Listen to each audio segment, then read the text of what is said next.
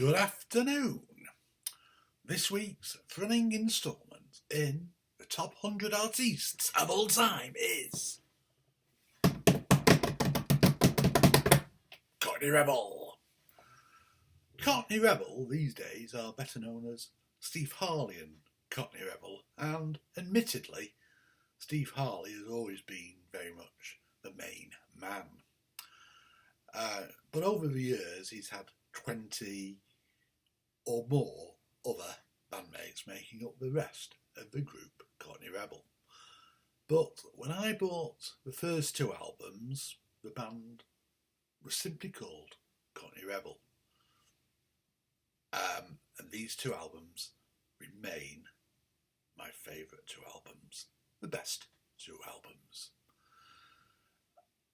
You will be unsurprised to learn that Steve Harley comes from London, New Cross to be precise, near to Millwall, and he was famously a Millwall FC fan.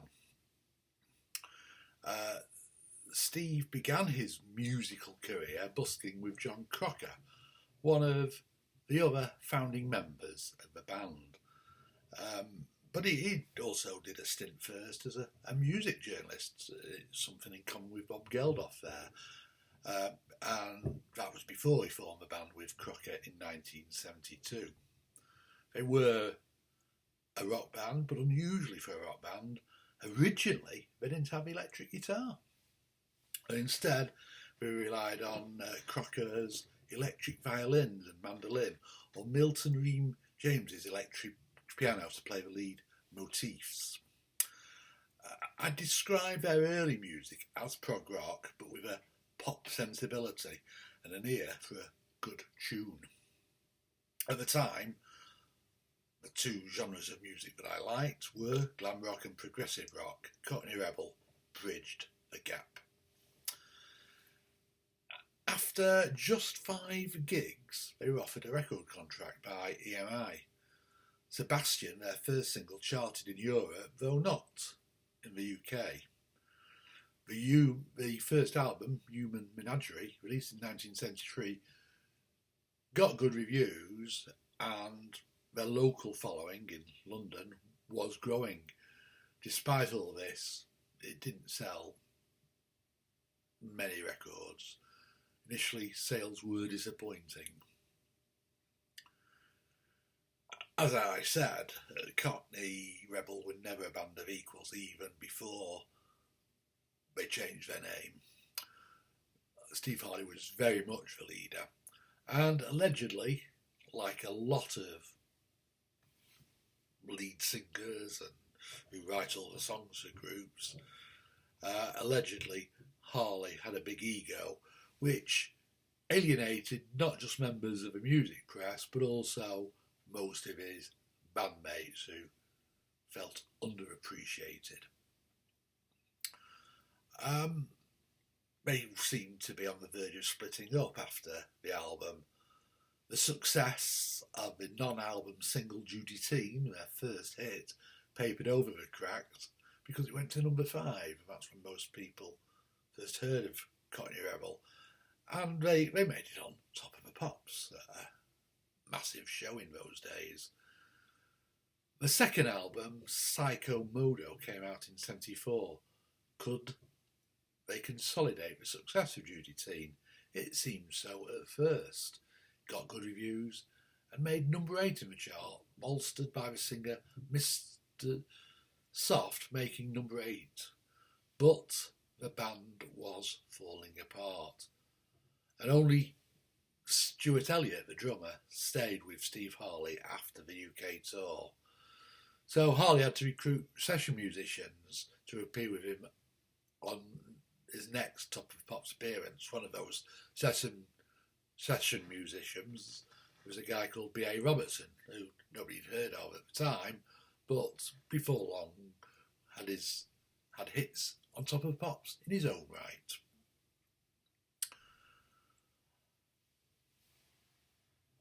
He was practically a solo artist now, though, so this was when he renamed the band Steve Harley and Cockney Rebel, which was perhaps a more honest reflection of how it had always been.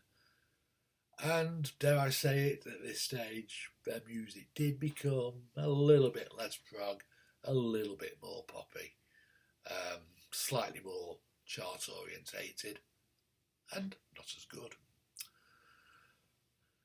For me, the next album, Best Years of Our Lives, has some great tracks, but overall it's not as satisfying or consistent as the first two albums. It does include, however, one of my Desert Island discs, Mad Mad Moonlight.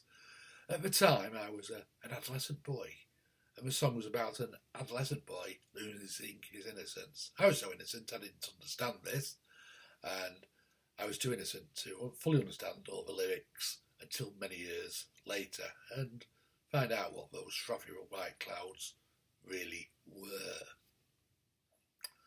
But the most famous track on this album by far, in fact the most famous track the band have ever done by far, was Make Me Smile, Come Up and See Me.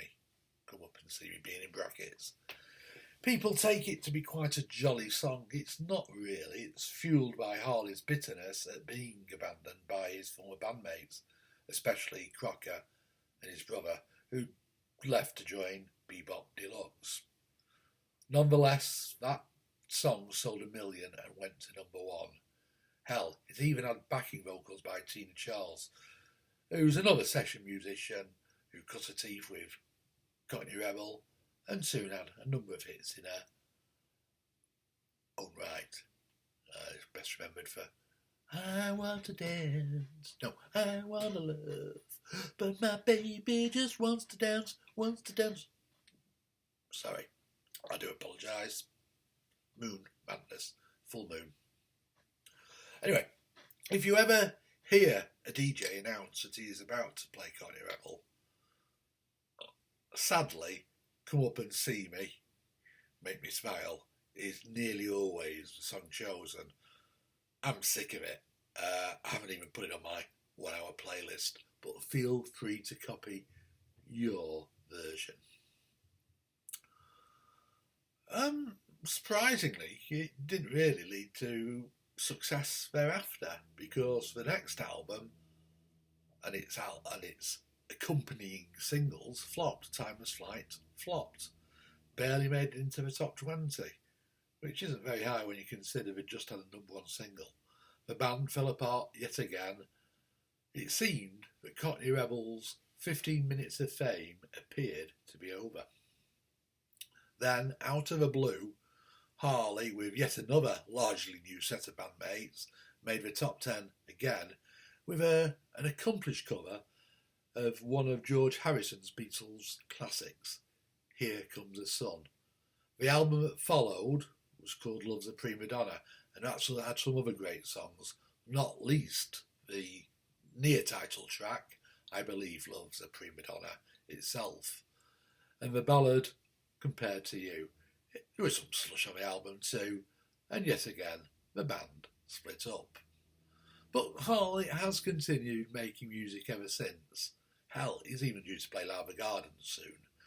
He's made it sometimes under his own name, sometimes he's called his backing musicians Cockney Rebel, sometimes he hasn't. But the band's golden era was over. Still worth seeing live. In 2007, they supported Rolling Stones in Warsaw and St. Petersburg. Steve Harley's had a career, a little bit of a career anyway, outside of the band. In 1986, he had a solo top 10 hit, duetting with Sarah Brightman on the original Phantom of the Opera soundtrack. On the back of this, he rehearsed for 5 months, fully expecting to take the lead role in Phantom of the Opera when it began at the West End. He expected to be a West End star.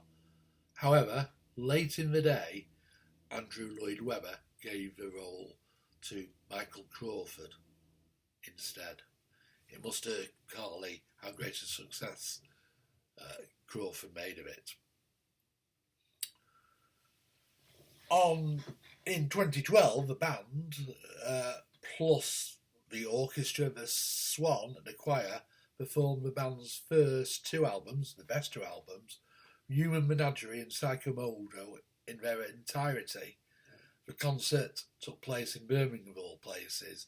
It somehow passed me by until I was doing research for this article. But I mention it because the album on that concert is fantastic. I'm listening to it on Spotify right now. Truly excellent. Despite all this, Steve Harley and Cockney Rebel are one of those examples where a song is more famous than the band, unfairly so. Make Me Smile has been used in films, most notably The Full Monty, and has been played countless times, be it by DJs, on the radio, or at parties. Most memorably, it was used in the first advert on UK TV for Viagra. Harley often jokes at his live concerts that a more appropriate song of his to advertise Viagra would have been his 1974 hit, you guessed it, Mr. Soft. Steve Harley and Cockney Rebel are probably one of the less commercially successful bands in my list of 100, but they're not a mere one-hit wonder.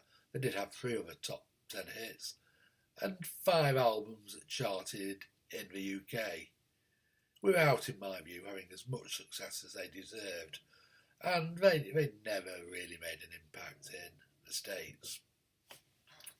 But shrewd listeners who drawn on from that one song that everybody knows into the rest of their catalogue are rewarded with a remarkable body of work.